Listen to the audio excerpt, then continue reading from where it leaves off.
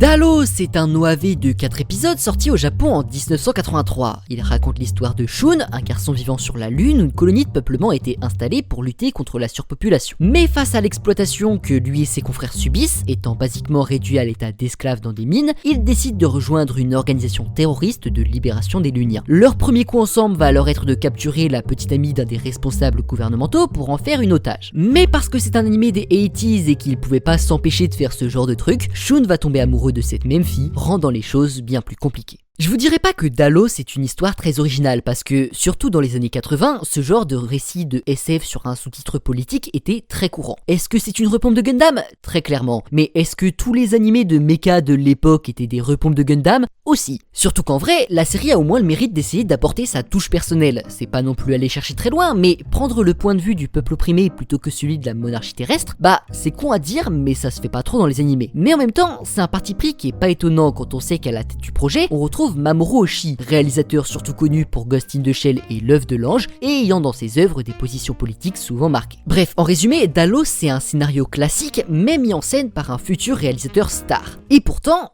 c'est pas bien du tout. Je veux dire, vous avez même pas besoin de voir plus que les extraits que je vous montre depuis le début pour comprendre que c'est vraiment moche, même pour 83. Et j'aurai l'occasion de vous en reparler un peu plus tard, mais le scénario ne tient pas la route une seule seconde, étant noyé dans des intrigues à la mort moelle-bœuf. Dallos est un véritable naufrage artistique, et si ce n'est pour des considérations techniques, il y aurait eu aucune raison pour que je vous en parle aujourd'hui. Parce que oui, je suis pas là en train de vous faire une vidéo sur un animé aléatoire des années 80. Dallos a une vraie importance dans le milieu des animés, puisqu'il s'agit, d'après l'avis de la plupart des experts, de ce qui peut être considéré comme le tout premier OAV jamais créé. Enfin, techniquement c'est débattable, perso je considère que c'est Daikon 3 qui mérite plus ce titre. Mais en tout cas, c'est l'avis de Wikipédia. Pour ceux qui ne savent pas ce que c'est, OAV, acronyme de Original Anime Video, est un terme désignant les animés destinés à une distribution exclusive sous format DVD. C'est un format de distribution qu'on ne connaît plus vraiment aujourd'hui, mais qui était ultra populaire dans l'industrie des animés entre les années 80 et 2010. Bon, sur la fin, c'était juste devenu un moyen pour des séries populaires de sortir des bitch épisodes filler. Mais fut une époque où on avait de vrais bangers qui étaient produits. Gunbuster, Fooly Cooly ou L'œuf de l'ange sont sortis directement sous forme d'OAV par exemple. Putain, même Motherfucking Jojo's Bizarre Adventure est sorti en OAV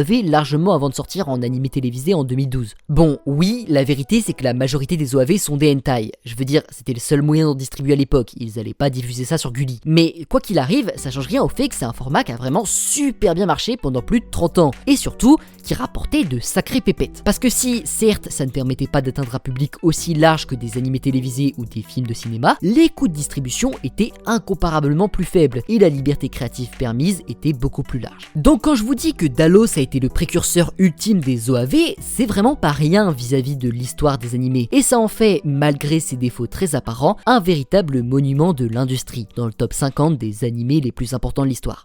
Mais, globalement, c'est là que s'arrête son importance. Parce que faut pas non plus croire que Dallos est une sorte de série messianique qui s'était donnée pour mission de changer l'industrie en son cœur. En vrai, comme tous les animés des années 80, son unique but c'était d'amasser un maximum de thunes grâce à la vente de produits dérivés. Vous croyez que c'est pourquoi que tout le monde plagiait Gundam à l'époque? C'est parce que s'il y a bien une chose qui est plus cool qu'un robot géant, c'est de vendre une figurine miniature de ce robot géant à 150 balles. Et quand on en arrive là, ce n'est plus au futur réalisateur de génie de prendre les décisions, c'est aux 15 mecs en costume de chez Bandai. Une rébellion c'est pas assez cool, faites-les se rebeller dans des combinaisons spatiales mécanisées. L'anticapitalisme ça vend pas assez, faites en sorte que le personnage principal n'en ait rien à foutre que sa famille se fasse massacrer par un système répressif, parce que lui, il veut juste taper la princesse. Ça coûte trop cher de produire et diffuser une série télévisée de 24 épisodes? Vous inquiétez pas, on va réduire la série à 4 épisodes qu'on va vendre chacun individuellement en DVD à 35 balles. C'est 35 balles dans les années 80 d'ailleurs. Avec l'inflation, ça donnerait genre 400 balles pour les 4 épisodes.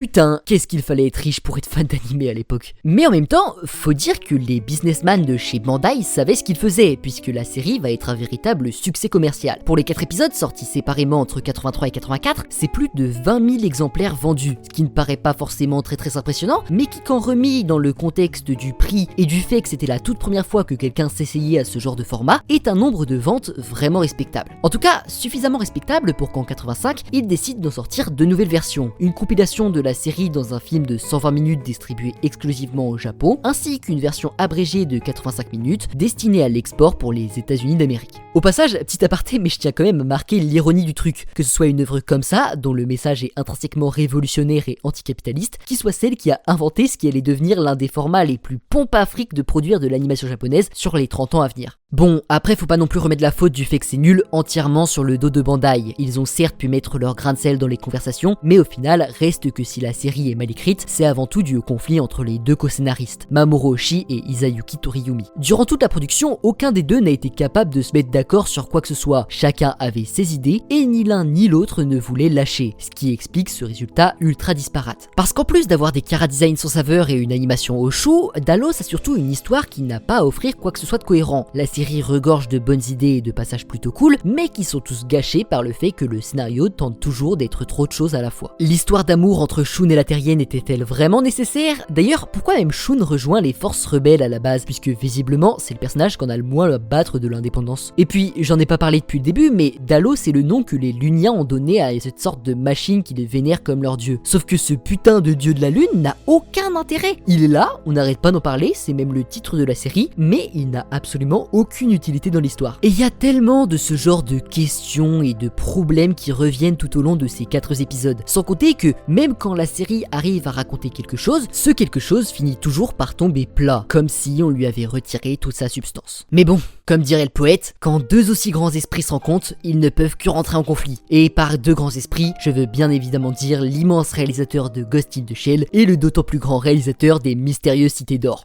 Enfin bref, quoi qu'il en soit, tout ce que représente Dallos artistiquement sera très vite oublié dans la carrière des deux bonshommes. Mamoru Oshii parce qu'il suivra en réalisant seulement un an plus tard ce qui est considéré par certains comme son magnum opus, L'œuf de l'ange, avec la collaboration du très grand Yoshitaka Amano et du à l'époque très jeune Hideaki Anno, et Isayuki Toriyumi, simplement parce que personne n'en a absolument rien à foutre de sa filmographie. Mais toujours est-il que Dallos garde une place très importante dans l'industrie de l'animation japonaise pour ce qu'il a apporté, c'est-à-dire quelques bangers et une bonne grosse flopée de hentai.